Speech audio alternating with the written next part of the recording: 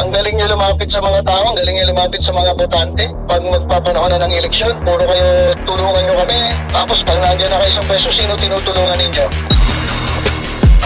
Mga maiinit na usaping politika, hihimayin at masusing tatalakayin. Wala ba kaming maririnig sa inyo na na para sa bayan naman, puro sarili, pero kami mga tao, hindi nyo tinutulungan, yung mahihirap, hindi nyo tinutulungan. Walang iya naman. Mga issue sa mundo ng showbiz, kikilatisin, kichikahin. Nang nag-iisang Batang Manileño, sino pa nga ba? Kundi si Batang Maynila Toits.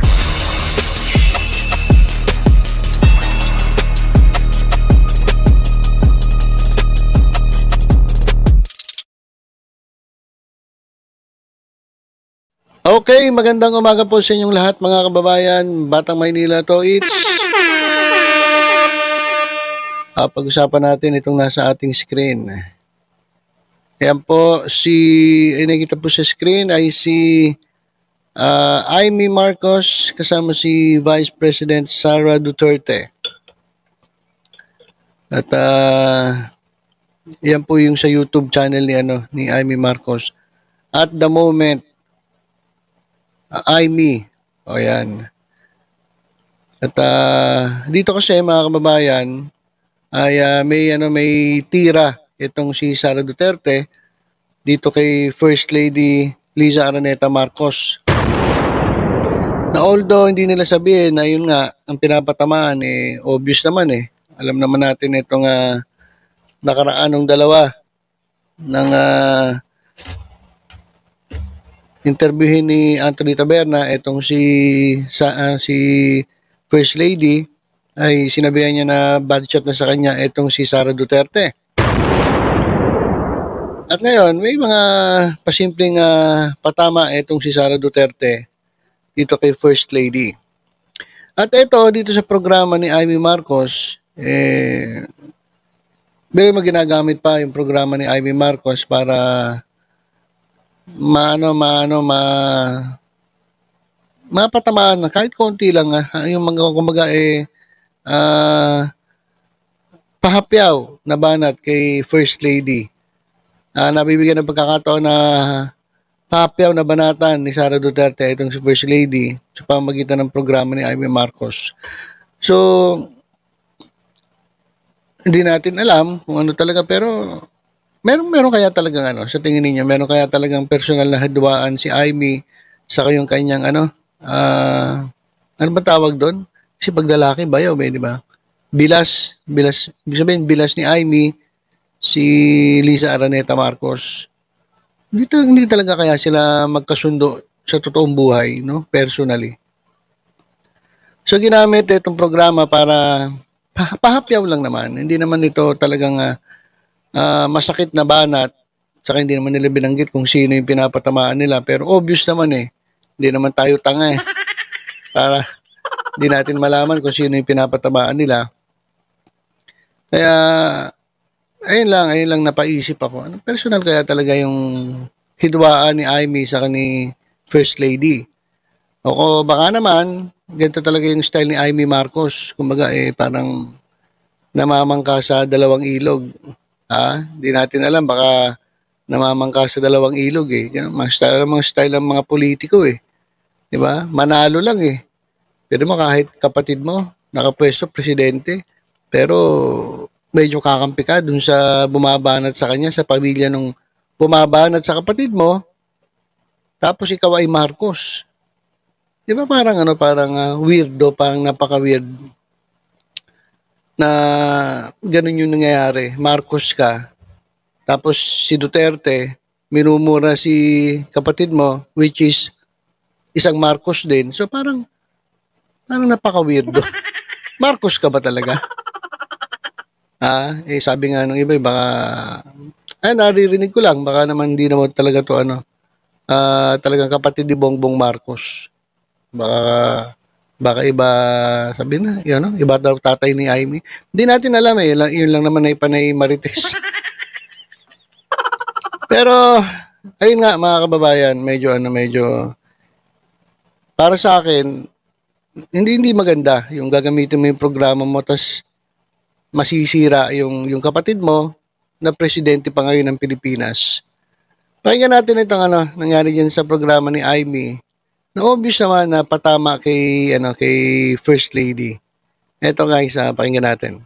Yes, oo. Ang birthday wish ko sa lahat ng kabataang Pilipino ay sana matuto sila maging matatag, matuto sila ng disiplina sa sarili at pagiging masipag. And of course, lagi kong sinasabi sa lahat ng mga nagbe-birthday, I wish you peace, good health, and happiness. BBB side question lang po. May kasama po ba sa prayers ang pagiging maganda? Ganon. Para sa iba. Ano ka ba? Pinagdadasal natin yung iba. Pinagdadasal Sana yung ay iba. gumanda sila. Ay, naku po, salamat po. Tinamang niyo po kami. Ayan. Ako, hindi na ako magtatanong. Magbibigay na lang ako ng birthday message sa'yo. Ayan. Ang ating birthday message, may the good Lord protect you from all those who wish you ill. Ayan. Kasi mabait si VP at sigurado ako marami pang malayo pang mararating. Ayan. Naku talaga naman. Thank you, Sen. Maraming Ayun. salamat sa... Siyempre, maraming salamat din. Bless and die. Bless and die always. Ayun. patuloy na suporta mo sa akin. Maraming salamat. Yan. Unequivocal. Unconditional. Go, go, Yes, go. and saka salamat Sa mocktail. Mocktails Ayan. na. Cheers. sa birthday. Sa birthday. Anong cheers ba? Anong cheers? Ano ang cheers? Alam mo si VP, mahilig yan sa inspirational ek-ek with Bible quotes and poetry. Minsan, nakukornihan ako, pero sige na lang. Ayan. Sige, ikaw, ano yung wish? Ayan. Shot. Ano ba? Shot na shot. Good shot! Yeah. Ayan. Alright, so, yun. Yan mga kababayan, simpleng banat, di ba? Simpleng banat, simpleng-simple. Alam naman nila kung sino pinapatamaan sana raw. Pinagpipray niya na yung ganda, sana magkaroon daw yung iba. So, alam naman natin kung kanino pinapatama yun tapos yung yung sabi ni Amy, good shot. Kasi di ba sinabihan ni First Lady, itong si Sara Duterte na bad shot na raw sa kanya, itong si BP. So, yun lang naman nagagamit yung kanyang programa para patamaan itong si First Lady. Tsaka, siguro nung panahon naman ni First Lady, talagang, syempre pag nagkakaedad ka, nag-iiba na yung itsura mo. Di ba? Pero nung nakikita ko yung mga pictures ni First Lady nung bata pa, silang dalawa ni Bongbong Marcos, maganda si First Lady. Di ba? Siyempre, pag nagkaedad, siguro, ito naman mga tatanda din ng mga to. Di ba? Hindi naman habang buhay ganyan yung mukha mo na makinis. Pasalamat kayo kay Vicky Bello. O kaya, sino ba yung papaano-ano ng mukha? So, yun lang naman mga kababayan. Nabanggit ko lang na ito may patama na naman si BP Sara kay First Lady. Matindi pa na ito, sa programa pa nung kapatid mismo ni Presidente Bongbong Marcos. So, iba talaga maglaro sa politika itong si Amy Marcos parang ang sabi nga nila, it's either personal na hindi talaga sila magkasundo o kaya naman, itong si Amy ay namamangka sa dalawang ilog. Ay ng way ni Amy para ma-preserve yung kanyang political agenda o political pangarap niya sa politika. Well, anyway, ito pa, pag-usapan na rin natin, ito mga kababayan, kasi itong si Senator Hontiveros, ay, ito, pinag-iinitan ngayon ng mga maka-China. So, may mga nagsasabi na ito raw ginagawa ni Senator Hontiveros, itong ginagawa niya kay Alice Go, ito raw ay isang paninira sa mga incheck ay yun ang sinasabi ni ng mga China, maka-China. Kaya nagpaliwanag si Senator Hontiveros. Kasi alam niyo mga kababayan, may bali-balita na baka matanggal na ito si Alice Go sa kanyang posisyon bilang mayor. Pero bago natin pakinggan yung balita ito, base dito sa Impact Leadership, ang sabi ni Senator Ontiveros,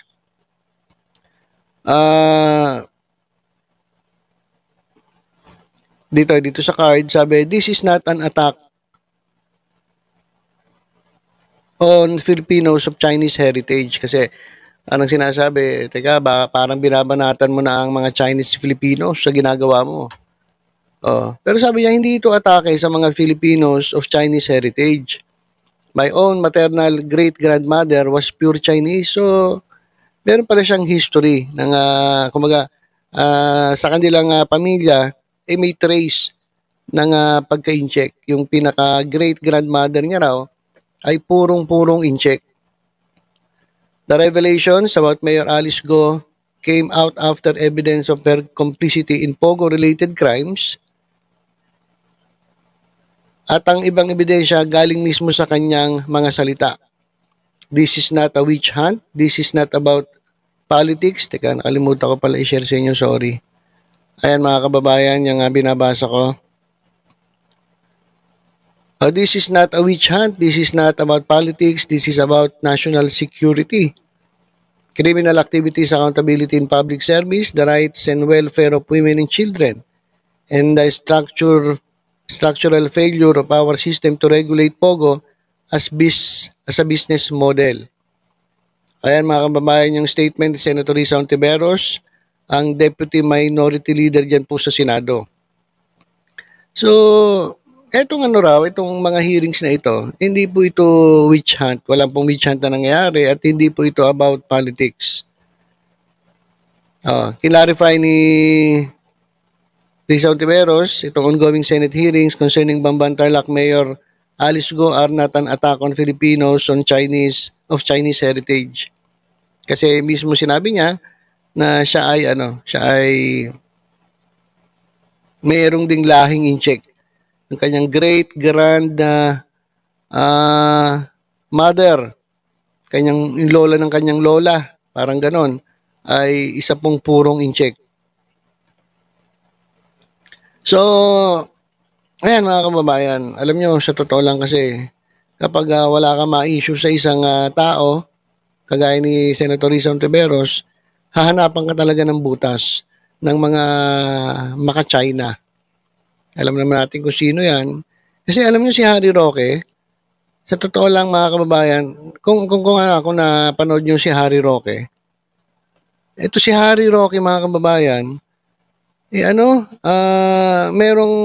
merong post, may video na kung saan nagsasalita siya about Alice Go at talagang kinakampihan niya si Alice Go. Kaya nga binash siya dun sa sa kanyang post, sa kanyang spokes hour. Kasi iba yung iba yung sinasabi niya tungkol kay Alice Go. Parang mas kinakampihan niya si Alice Go kaysa dito sa ito mga kababayan, kaysa dun sa sa nag-iimbestiga. Ito naman iniimbestigahan kasi national security ito Hindi naman ito iniimbestigahan para lang maalis si Go sa pwesto. Hindi ganun Napunta lang kay Alice Go yung usapan dahil dyan sa Pogo, nung narid yung Pogo, naalaman na may kinalaman yung mayor, kaya napunta yung usapan kay mayor at iniimbestigahan. Ngayon, ito to the rescue. Itong si Spokes, si Harry Spokes. At tingnan niyo mga kababayan pakinggan niyo yung sinasabi ni Harry Spokes. Ito, pakita ko sa inyo. Pakita ko sa inyo ito. Kasi, obvious na obvious yung kanyang pagsuporta kay Alice Go Kasi, basta ganito yan. Ang nangyayari ngayon, ito mga DD shit, laging kontra sa gobyerno. Kung iniimbestigahan na ito ng gobyerno, si Alice Go dahil sa Pogo, ngayon, itong mga DD shit, lahat kontra. Lagi silang kontra. Kahit tama naman yung ginagawa ng investigasyon dyan sa Senado, kontra sila. Kaya wala na ako kabilib-bilib dito kay Spokes. Epoxy. Nakakawala ng gana. Unang-una, sayang magaling ka pa namang lawyer, ikaw ay international lawyer, di ba? Pero ba't ganyan ka, Yung kanyang pag-amin na siya pala ay love child. bago ka, ba't ganyan ka magsalita? Pakinggan natin, guys, Yung kanyang pag-amin na siya pala ay love child sa isang kasambahay, napakahirap pong aminin yon sa harap ng publiko. Kasi alam natin dito sa lipunan natin sa Pilipinas, may stigma pa rin kapag ikaw ay bastardo, anak out of wedlock, or anak sa hindi kasal ng mga magulang. At syempre, lalong-lalo na kung ikaw ay isang anak ng kasambahay na mayaman ng iyong ama. Talaga naman pong mayaman, di hamak ang kanyang ama, Chinese nationality, tapos nabuntis ang kanyang kasambahay, ang resulta ay si Alice Guo. So, ako po, ang simpatya ko na kay Alice Guo, kasi mantakin ninyo para aminin niya yung kanyang pagkatao na siya isang produkto na isang pagsasama sa isang amo at isang kasambahay. Napakahirap gawin po yan sa publiko. So, ibabalik ko po ang tanong sa ating mga politiko, ano ba talaga ang dahilan na ikaw ay nag-iimbestiga in aid of legislation? Ano ba yung batas na nais mong buuin sa pamamagitan ng pagsusuri ng pagkatao ni Alice Guo? Paparusahan mo ba ngayon ang mga love child? Di ba, hindi naman pinili ng mga love children na sila ay mapanganak sa ganyang circumstance? Lahat tayo sa tingin ko, gusto nating mapanganak sa isang normal na pamilya, kasal na ama at ina. Pero hindi po nangyayari talaga yan. Napakadami po nating mga kapatid sa ating lipunan na anak sa labas o anak sa ganitong circumstance na sa ating society, talaga naman pong skandaloso, tinuturing na skandaloso ang pagiging anak na isang kasambahay. Ay nako, ganun na lang po talaga ang simpatya ko. Sabi nga po nila, di ba, Jesus loves all the children of the world, o hindi naman sinabi na excluded yung mga anak ng kasambahay. Hindi. Lahat po tayo, gawain ng Panginoon, lahat tayo ay minamahal ng ating Panginoon. Natural lang, gustong sabihin ni Alice Guo na sinabi niya na ordinaryo siyang mamamayan, may magulang, itinatago sa mata ng lipunan. Kasi nga po, pag ikaw itinanong, sino bang nanay niyan? Di lalabas kung sino ang nanay, kasambahay, di kahihiyan. Kaya ako po, naniniwala ako na yan yung dahilan kung bakit itinago siya doon sa loob ng kanilang farm. Now, sabi nung Senator Antivirus, ordinaryo kang mamamayan, pero meron kang helicopter. Ano naman ngayon? Alam niyo naman ho, sa kanyang testimonya, sila ay nagbababoy. Pero hindi po. So, doon pa lang mga kababayan, doon sa pagtawag niya ng Senator Hontivirus kay Senator Hontiveros, alam mo na yung kanyang katwiran, yung sinasabi niya, ay ginagawa niya, hindi dahil sa ayun ang alam niya sa batas, kundi gusto niyang banatan itong si Hontiveros. Kasi ang layo nung sinasabi niya, hindi naman yung issue yung hindi naman issue yung pagiging love child ni Alice Guo, di ba? Hindi ata ito nakikinig ng hearing Hindi naman yung issue yung love child. Ang issue, siya po ay dyan merong pogo. May partisipasyon siya sa pag-operate ng pogo. At yung pogo ay pugad ng mga sindikato. Naungkat lang yung tungkol sa pagiging love child na yan. Hindi pa nga sigurado kung totoo Baka invento lang yon o nagpapaawa lang si Alice Guo. Pero grabe simpatya niya raw na kay Alice Guo dahil pati ba naman daw yung pagiging love child kini-question sa Senado ni, sabi niya, Hontivirus. So halatang halata talaga si Harry Roque. Wala na sa katwiran to. Nasa katukwiran na siya. Di ba? Obvious kasi. Bababuyan imported na baboy po ata, sang-ayon doon sa aking mga nakakakilala kay Mayor Alice Guo na mga taga-Bamban, hindi sila nagbebenta ng baboy para ikilo-kilo. Ang binibenta nila mga inahin na imported na Dutch. Alam ko po yan. 42,000. Meron silang 3,000 heads na inahin. 42,000 na tagwa 1,000. Ang 42,000, 42 million, di ba po? 42 million. Kaso, times 3 pa. So it will be 100 something million. Hindi naman po yan one-time deal lang. Tuloy-tuloy yan. So siguro po, talagang kung hindi bababa ng 300 million kada taon ang kanilang kinikita. Pero malaki din po ang kapital nila kasi na-import nga nila yung kanilang mga inahin galing pa sa Europe. At saka siyempre, pakain yan, yung pataba, at saka yung biosecurity kasi kapag yan po ay napasukan ng ASF, patay lahat yan. So kinakailangan talaga kontrolado environment at ito yung makikita nyo na parang naka-air condition pa yung mga baboy. Kung 42,000 naman kada ilo, aircon po talaga yan. So ibig sabihin, kasalanan bang maging mayaman? Hindi naman po siguro dahil nagsusumikap naman yung ating mga kababayan para yumaman. So sa akin nga, habang tayo ay nasa isang kapitalistang lipunan, hindi po kasalanan na maging mayaman. Parang naging kasalanan ni Mayor Guo ngayon na mayaman siya. Ang suma total, ano na ang naging resulta ng investigasyon? Siya ay mayor, merong pogo dun sa kanyang bayan at sinabi naman niya, yung pogong yan ay nagbigay ng trabaho sa 200 ng kanyang mga constituents at magbabayad ng local property tax at iba-iba pang mga taxes na nakukolekta ng Bamban. Siguro yung ganong kalaki, hindi bababa sa 25 million na kikitain ng munisipyo yan. Kasalanan ba ng mayor na siya ay humikayat ng isang investor na nagbunga ng 200 na trabaho para sa mga taga-Banban at kumikita ng 25 million kada taon? Hindi naman po siguro. Now, nalinaw naman po niya. Binenta niya yung lupa. Siguro kumita siya dyan. Anong mali doon? Dito naman kapitalista talaga ang ating lipunan. Dapat kumita. Hindi naman tayo nagcha-charity work lamang. No? At ang importante, yung siya'y nahalal, completely nag-divest siya. Kasi alam niya na pinagbabawal ang ganyang mga negosyo kapag ikaw ay isang local executive. So sa tingin ko po, walang masamang ginawa si Alice. Ang lumalabas na kasalanan niya, anak siya sa katulong bilang isang love child at siya yumaman. Ito ba mga kaibigan ay kasalanan? Nako, kung gagawin pong sine ang talambuhay ni Alice Guo at ipinakita kung paano siya inaapin ng mga senador dahil siya ay isang love child, siguro po magiging box offer hit yan. At sa tingin ko, kapag nakita yung pelikulang ng mga mamamayan, baka ang susunod na takbo pa ni Alice Guo ay senador. Kasi alam ko ang Pilipino, ayaw sa mga nang-aapi. Alright, so, ayan, sinasabi ni...